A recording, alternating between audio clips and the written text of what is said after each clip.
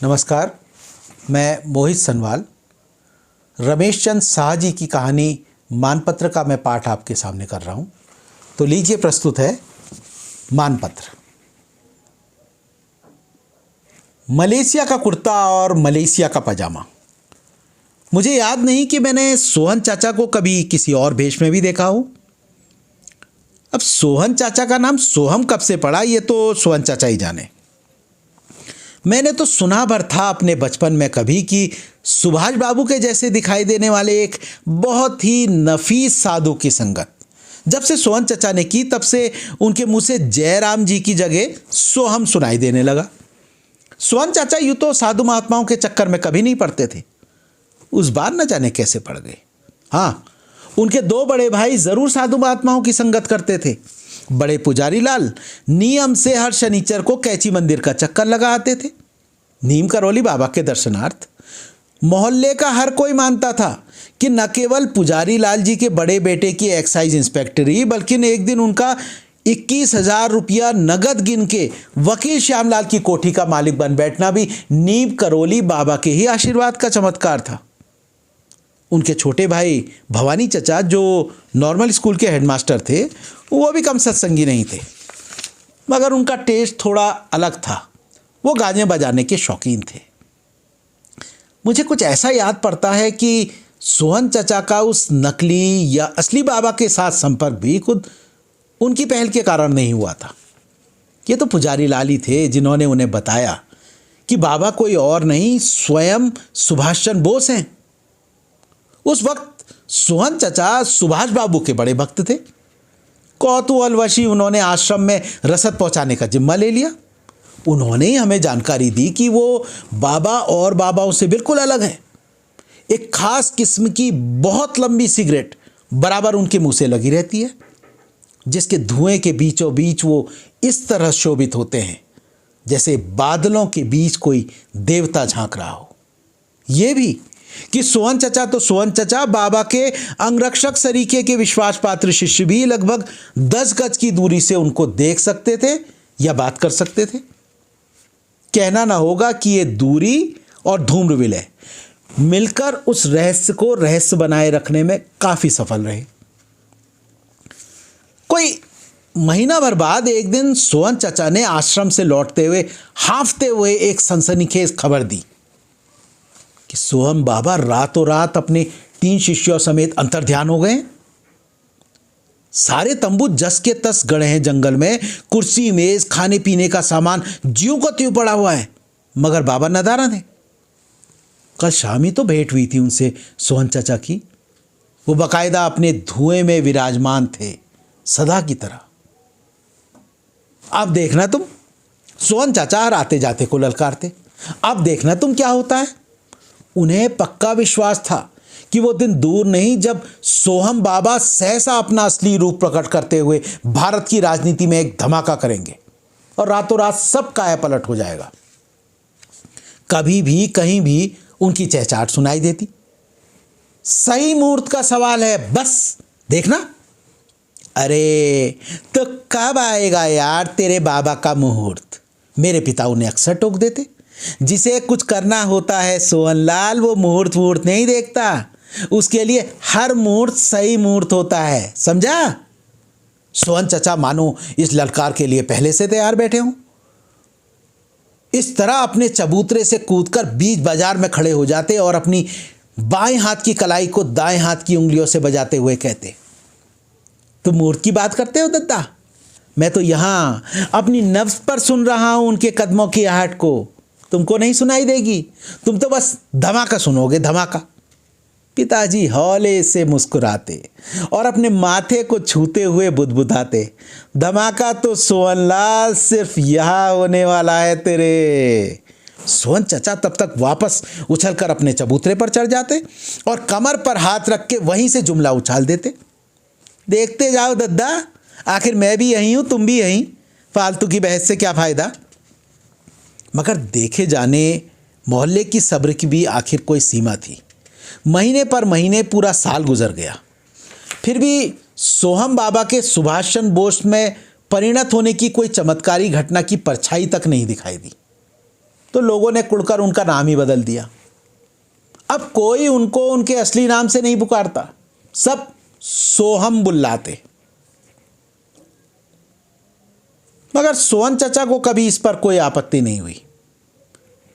मोहल्ले को क्या पता था कि सोहन चचा के भीतर ही भीतर कैसी उथल पुथल चल रही है। पता तो तब चला जब एक दिन उन्होंने अपने आराध्य के प्रति खुल्लम खुल्ला विद्रोह कर डाला। अजी, ये बंगाली क्या जाने राजनीति किसे कहते हैं।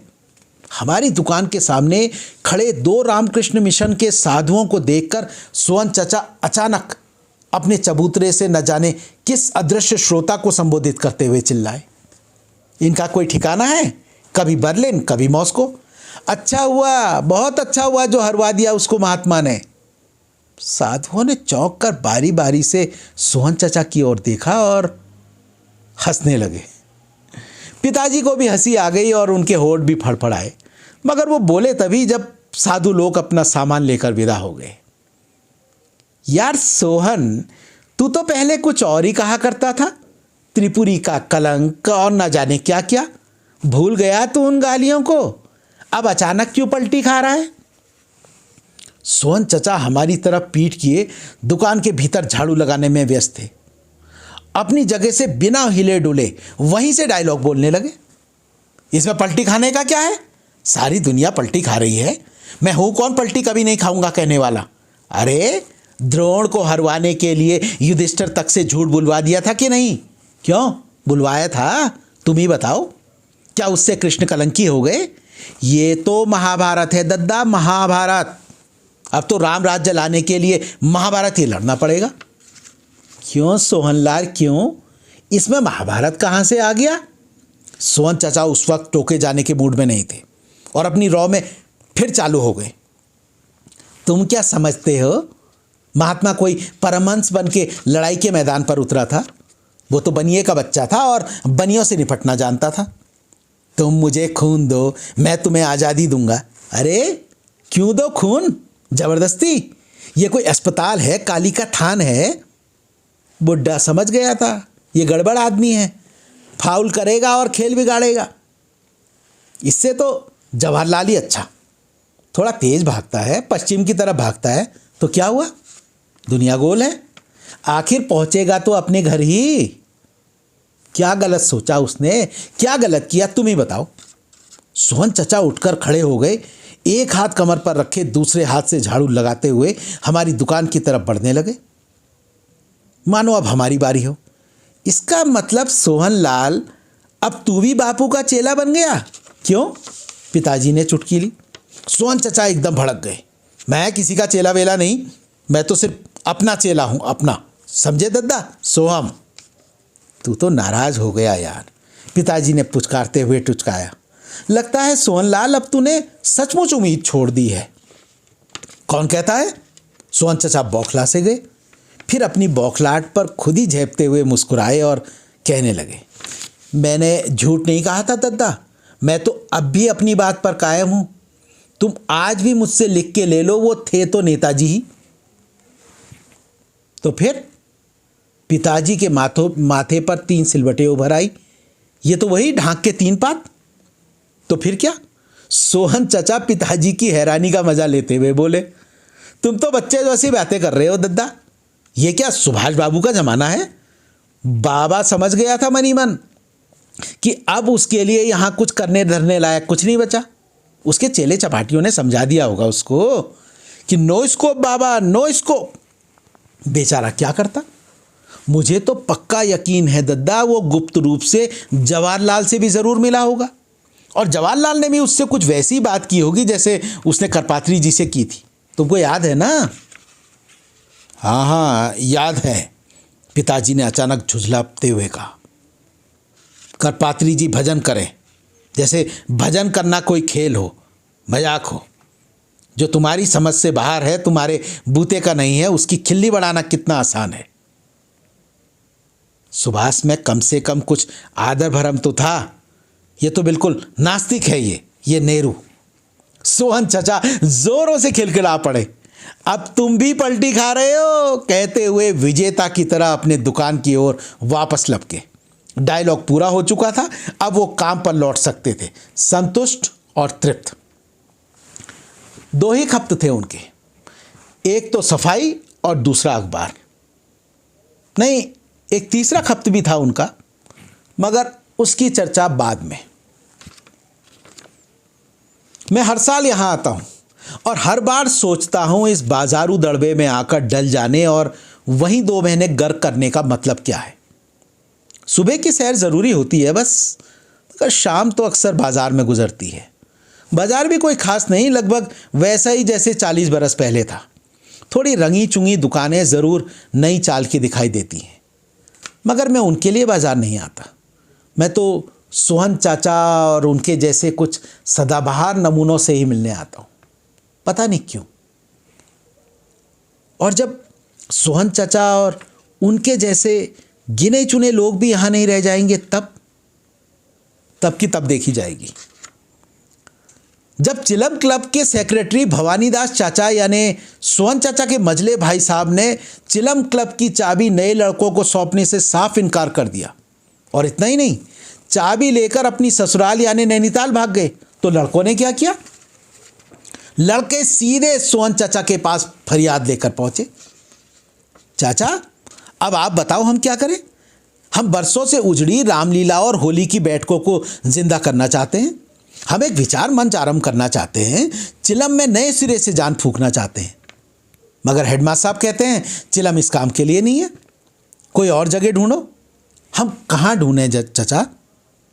अरे तो मुझसे क्या पूछते हो बेटा, सोहन चाचा बोले। पढ़े लिखे हो सबके सब, जो करोगे ठीक करोगे। सिवाय दिन भर चिलम फूकने, ताश फेंटने और फालतू की गब्बाजी के क्या रखा है इस क्लब में? भाई साहब से लगता है तुमने बात नहीं करी। चाचा वो उल्टा हमारा मजाक बनाने लगे, कहने लगे चिलम गाने बजाने की जगह है, बहस करने की नहीं। बहस तो सड़क पर भी कर सकते हो, उसके लिए कमरे की क्या ज़रूरत है? ज़्यादातर सयाने लोग जिनमें कुछ उत्साह था, उमंग थी, वो सब तो स्वर्ग सिधार गए। क्लब वैसे भी उजड़ रहा है चाचा, और आप ही उनसे हमारी सिफारिश करें तो करें। सोहन चाचा एकदम भड़क गए। काहे की सिफारिश? तुम लोग लड़के हो क्या हो? चिलम किसी के बाप की जागीर है, वो तो पूरे मोहल्ले की संपत्ति है। तुम सभी के पुरखों ने मिलकर उसे बनाया था। तो आपकी क्या सलाह है चाचा? मेरी सलाह? सोहन चाचा ने उस लड़के की तरफ घूर कर देखा, जैसे उसकी बुद्धि पर तरस खा रहे हो। मेरी सलाह पूछते हो? जाओ और ताला तोड़ दो, खुलेआम कब्जा कर लो उस पर, अभी फौरन मेरे सामने। बस फिर क्या था? लड़कों ने उसी दिन ताला तोड़ दिया, और इतना ही नहीं, भवानीदास चाचा को चिढ़ाने के लिए किसी मंचले ने 2 तुकबंदियां भी इस घटना के उपलक्ष्य पर ठोक दी। चिलम का ताला टूट गया, सारा भांडा फूट गया, और जिधर है लड़का उधर है तड़का। भवानी भैया तू क्यों भड़का? ससुराल से लौटकर भवानीदास चाचा को वस्तु स्थिति का पता चला, तो वो भागते भागते सीधे हमारी दुकान पर पहुंचे, और अपने भाई की तरफ पीठ करके उन्होंने बिल्कुल परशुराम की तरह बौखलाते हुए, बता जल्दी जनक राजा, ये शिव धनु का नेजर तोरा वाले अंदाज में मेरे पिताजी से पूछा। ये किसकी करतूत है भगवान, तुझे मालूम है? सोहन चाचा ने कमर पर हाथ रखकर अपनी रीढ़ सीधी करते हुए वहीं से उन्होंने आवाज़ लगाई। लड़कों का कोई कसूर नहीं है भाई साहब, मैंने ही उनको बोला था क्लब तुम्हारा है, तुम्हारे पुरखों का है, किसी की जागीर नहीं। ताले को हाथ किसने लगाया? भवानीदास चाचा गरजे। सोहन चाचा को हंसी आ गई। अब इससे आपको क्या लेना देना, हाथ चाहे जिसका भी लगा हो, ताला टूटा तो मेरे हाथ से ही है, जो सजा देनी हो मुझे दे दो।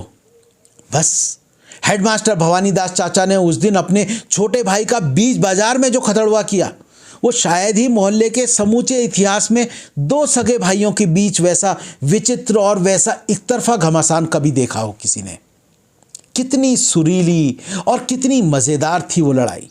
एक तरफ भवानीदास चाचा थे तार सप्तक पर चढ़े हुए, और दूसरी तरफ अपने सोहन चाचा थे मंद्र सप्तक पर गुनगुनाते हुए। और पूरा मोहल्ला इस बात का गवाह है कि इस घटना के कोई 2 महीने बाद चिलम क्लब के नए पदाधिकारियों ने अपनी नई रामलीला की जब तालीम शुरू की तो उस तालीम का पूरा जिम्मा भी हेडमास्टर भवानी दास को ही सौंपा गया। इतना ही नहीं, जानकार लोगों का तो ये तक कहना है कि सिर्फ तालीम ही क्यों, उस वर्ष की लीला में केकई की भूमिका भवानी दास चाचा ने खुद अपने लिए मांग के ली थी। मैं तो तेरे लिए बेटा, जग में लीनी आज बुराई, गाते गाते सुना उनका कंठस्वर बीच में ही अवरुद्ध हो गया। और जब भवानी दास चचा ने एक दिन अचानक बिस्तर पर लेटे लेटे सांस लेना भूल गए तो उनकी स्मृति को चिरस्थायी रखने का जो उपाय चिलम क्लब के नए सचिव हरिचरण को सूझा वो भी कम विचित्र और कम अभूतपूर्व न था।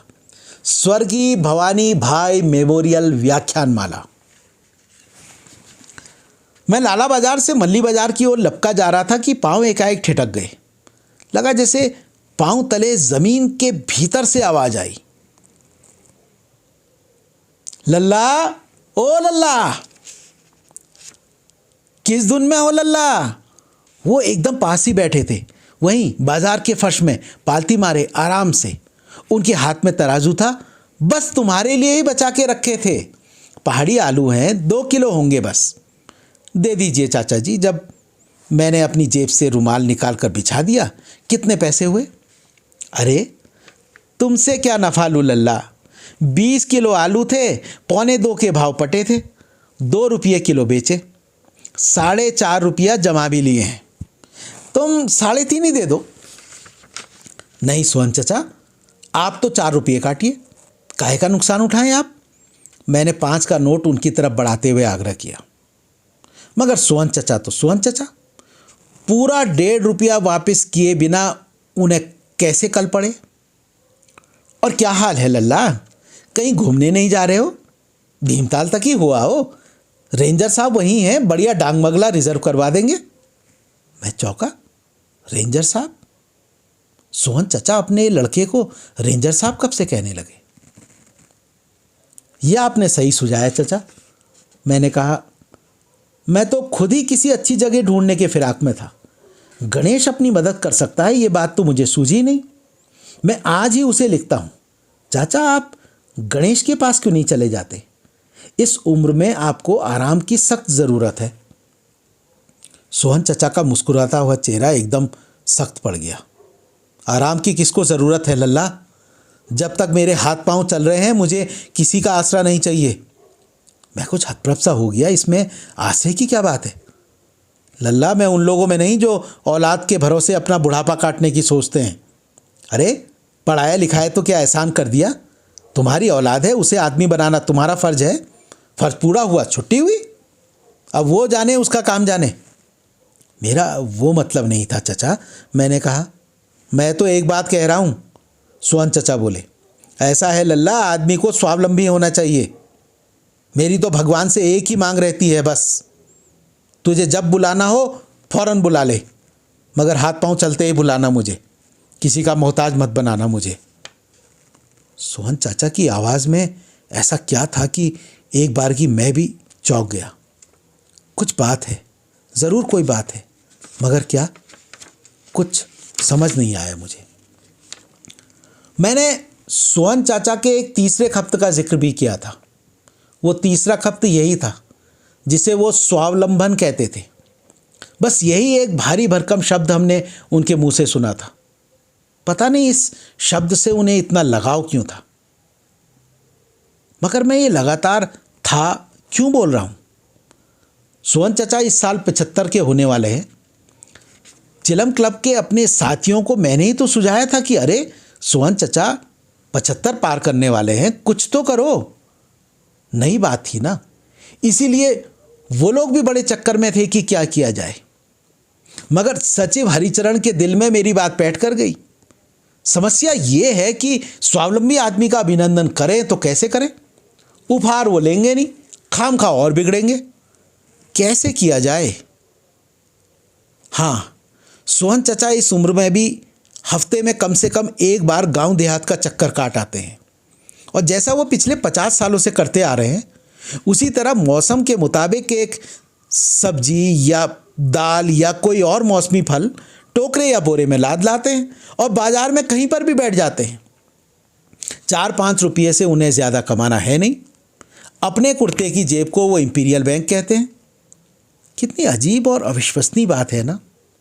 सोहन चाचा के बड़े भाई की आटा, चावल और घी तेल की दुकान थी। इतनी बड़ी, इतनी चलती हुई दुकान कि उसके बूते पुजारी चाचा हवेली के मालिक बन बैठे।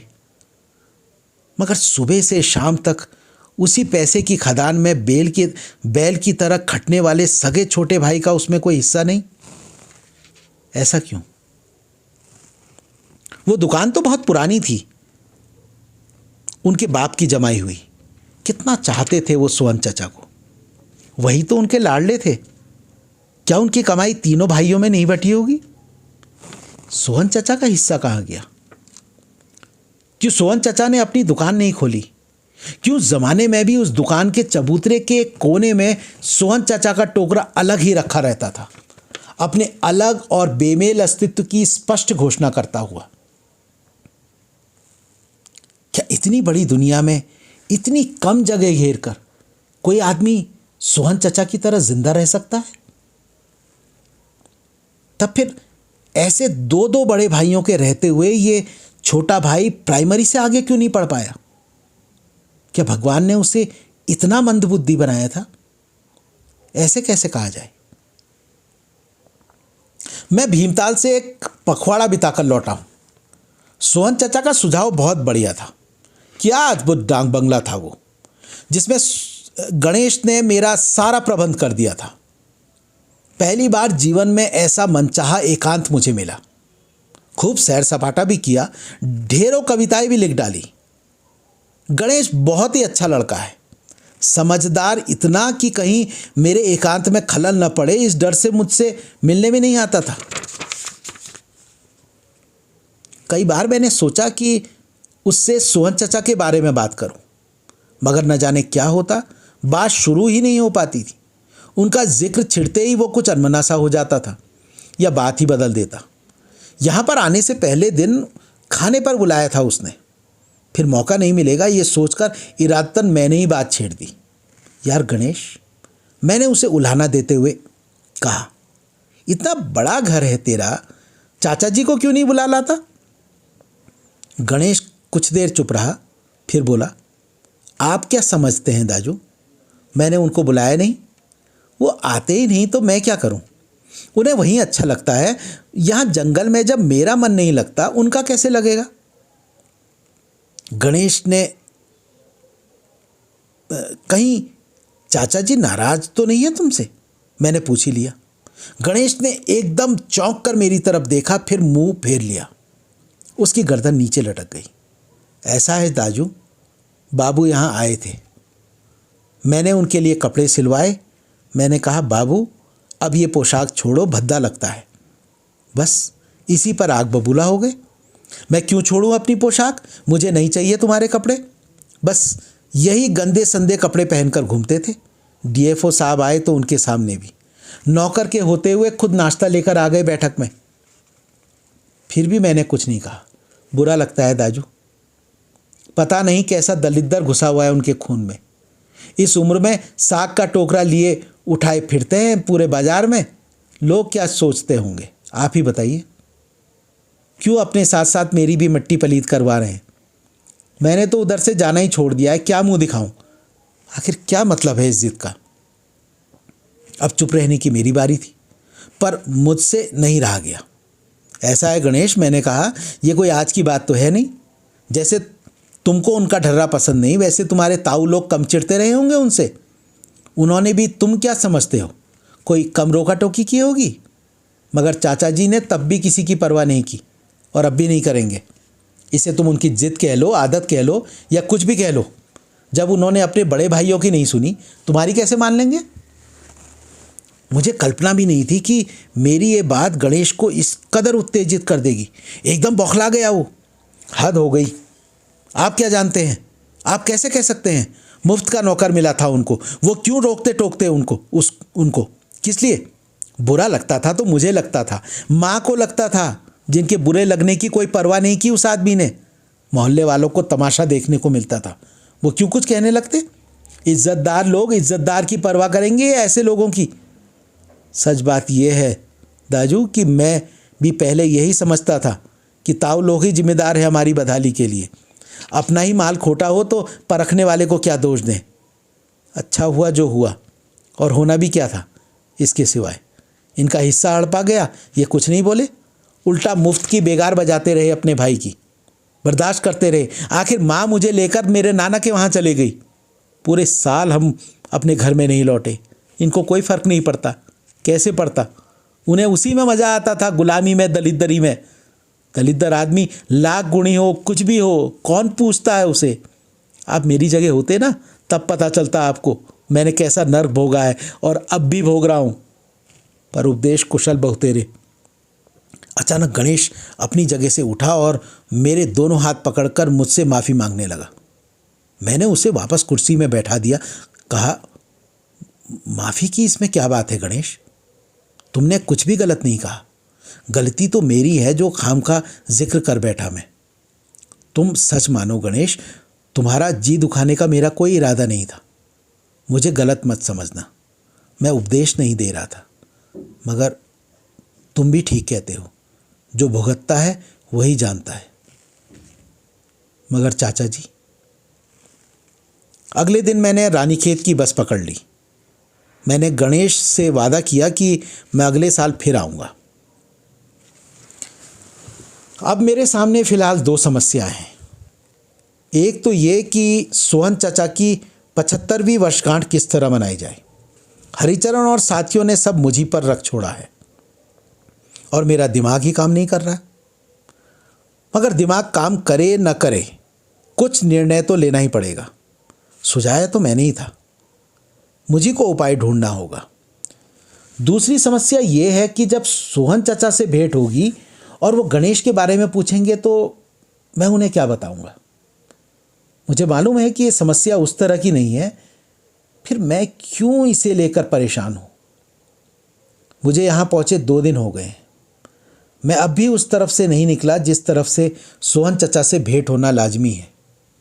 मैं क्यों उनसे मिलने से कतरा रहा हूँ, ये मैं खुद भी नहीं समझ पा रहा। मगर कब तक कतराऊँगा? आज नहीं तो कल मुझे सोहन चाचा का सामना करना ही पड़ेगा। अगले इतवार को तो उनका जन्मदिन पड़ रहा है।